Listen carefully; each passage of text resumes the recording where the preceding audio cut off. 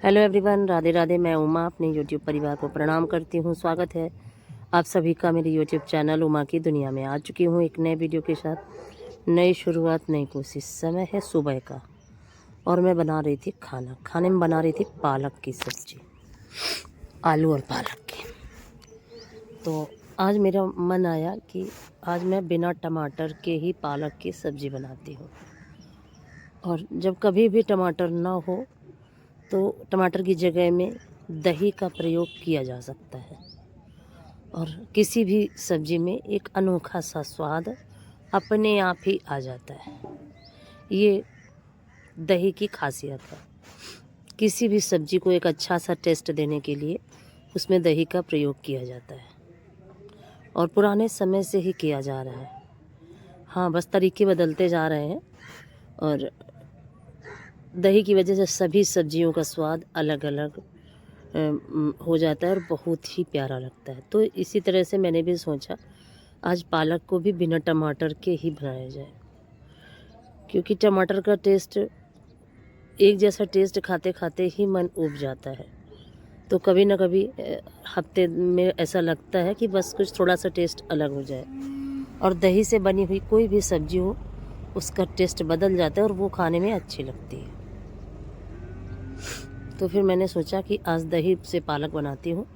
और फिर सबसे पहले मैंने पालक को सारे मसाले डाल के खूब अच्छे से भूना, जिससे कि उसका जो पालक का टेस्ट होता है एक अपना, और वो टेस्ट बच्चों को पसंद नहीं है। तो उसको खूब अच्छे से भून के तेल में और फिर मैंने दही डाला।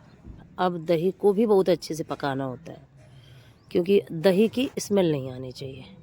ये नहीं पता होना चाहिए, ये नहीं पता चलना चाहिए खाने में कि दही पड़ा हुआ है।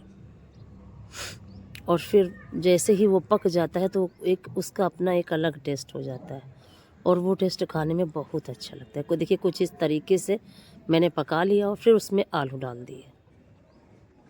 खाना मेरा बन चुका था, सभी ने खा लिया था और चला रही थी कपड़े।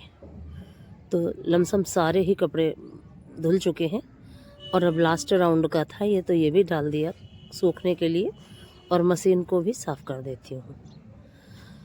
और जैसे ही मशीन खाली हो जाती है तो ड्रायर की वजह से मशीन खिसकने लगती है, तो इस वजह से पकड़ना पड़ता है। और कभी कभी तो बहुत ज़्यादा खिसकती है। और फिर थोड़ा सा मुझे गंदगी दिख रही थी अंदर की तरफ, तो मैंने सोचा कि लाओ जब तक ये कपड़े सूख रहे हैं तब तक इसको अंदर थोड़ा सा साफ़ कर देती हूँ ब्रश से। फिर मैंने उसको साफ़ किया। हालांकि काफ़ी गंदी है अभी भी, लेकिन थोड़ा तो छूट ही गया। और अब क्या है, ऊपर भी साफ़ कर देती हूँ। हफ्ते भर में अगर ऊपर बाहर अंदर सब हर जगह साफ़ कर दो तो साफ़ रहती है मशीन। और अंदर तो वैसे भी साफ़ करनी ही पड़ती है महीने 2 महीने में काफ़ी अच्छे से। अगर अच्छे से सफाई हो जाती है फिर 2-3 महीने के लिए फुर्सत हो जाती है। और ऐसे थोड़ा थोड़ा करके तो हमेशा ही साफ़ करना पड़ता है। और किसी भी चीज़, कोई भी चीज़ हो, किसी भी चीज़ की अगर जब तक देख रेख नहीं की जाती तो वो तो ना तो देखने में अच्छी लगती है ना ही इस्तेमाल करने में। और ये दूध रखा हुआ था, अभी बच्चे खोया बना रहे हैं, बड़ा बेटा बना रहा है।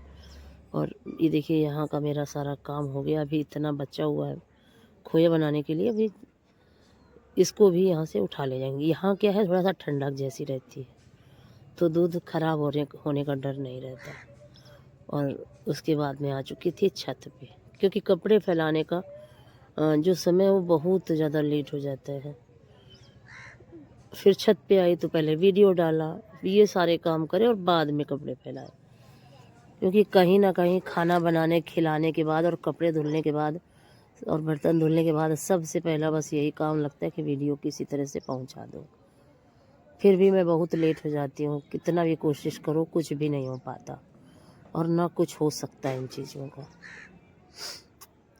और जो चीज़ें स्वतः ही होती हैं उनको किया नहीं जा सकता।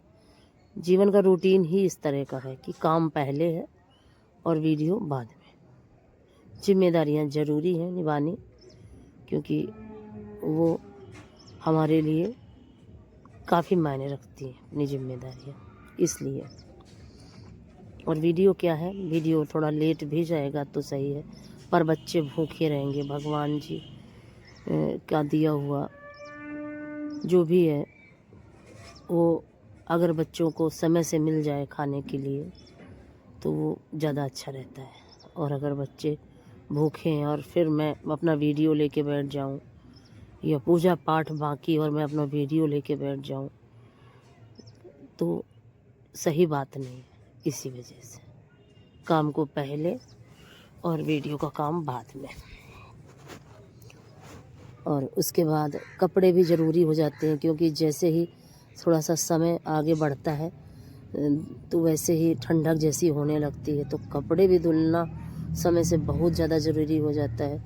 भले ही मैं फैलाती लेट हूँ लेकिन धुल के ज़रूर रख लेती हूँ। छत पे आती हूँ तो कपड़े साथ में लेके आती हूँ, बर्तन धुल के आती हूँ, क्योंकि फिर वीडियोस डालने के बाद जब नीचे जाओ तो बहुत ठंडक लगती है और नीचे ठंडा वैसे भी रहता है। अगर आज का वीडियो आपको अच्छा लगे तो वीडियो को लाइक करिए, चैनल को सब्सक्राइब करिए, बेल को ज़रूर प्रेस करिए। एक प्यारे से कमेंट के साथ अपना प्यार आशीर्वाद मुझे ज़रूर दें। और कपड़े भी बहुत ज़्यादा थे तो सारा काम एक तरफ हो जाता है, क्योंकि जीवन क्या है, काम पे ही निर्भर है। काम ना हो तो जीवन का कोई महत्व ही नहीं है। और काम ज़रूरी भी है हमारे जीवन में। सभी चीज़ें ज़रूरी, काम कोई सा भी हो, छोटा या बड़ा, कुछ ये चीज़ें मायने नहीं रखती। काम काम ही होता है। फिर देखिए मैंने कपड़े फैला दिए थे और फिर ये शॉल मैं लेके आई थी नीचे, क्योंकि नीचे ठंड लगती है तो नीचे से फिर धूप अच्छी थी, मुझे ज़रूरत नहीं पड़ी शॉल की, तो यहीं पे रख दिया था। और धीरे धीरे किस तरीके से शाम हो जाती है कुछ समझ में ही नहीं आता। समझ ही नहीं पाओगे आप, पलक झपकते ही शाम हो जाती है। और ये सारा काम करने के बाद जब नीचे आई तो अब बारी थी चाय बनाने की, क्योंकि जैसे ही 4 बजता है वैसे ही खुद को लगता है कि चाय पियो, चाय का समय हो चुका है। तो चाय बनाती हूँ, पीती हूँ। और अभी बहुत सारे शाम के काम पड़े हुए हैं, सारे ही काम एक एक करके मुझे सारे करने हैं। और इसी तरीके से हमारे जीवन का एक एक दिन निकलता जा रहा है, हमारे जीवन में से कम होता जा रहा है। तो उस समय को इतना अमूल्य बना दें, इतना अमूल्य बना दें कि एक एक जो ये पल है, जो ये जा रहा है, ये हमेशा यादगार बन जाए। तो उसके लिए सबसे ज़रूरी है भगवान का स्मरण।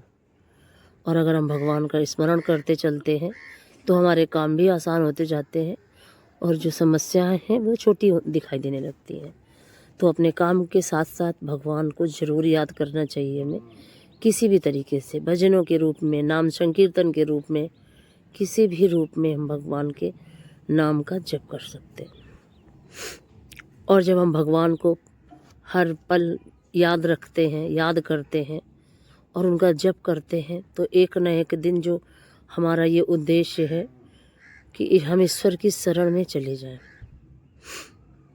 तो ये हमारा उद्देश्य धीरे धीरे अपने आप ही पूरा हो जाता है। क्योंकि कोई भी चीज़, कोई भी फल है, बीज आप डालोगे तो पहले पेड़ लगेगा और जब पेड़ लगेगा तभी उसमें से फल निकलेंगे। उसी तरीके से नाम भी है, जब तक हम बीज नहीं बोएंगे तो पेड़ कहाँ से निकलेगा।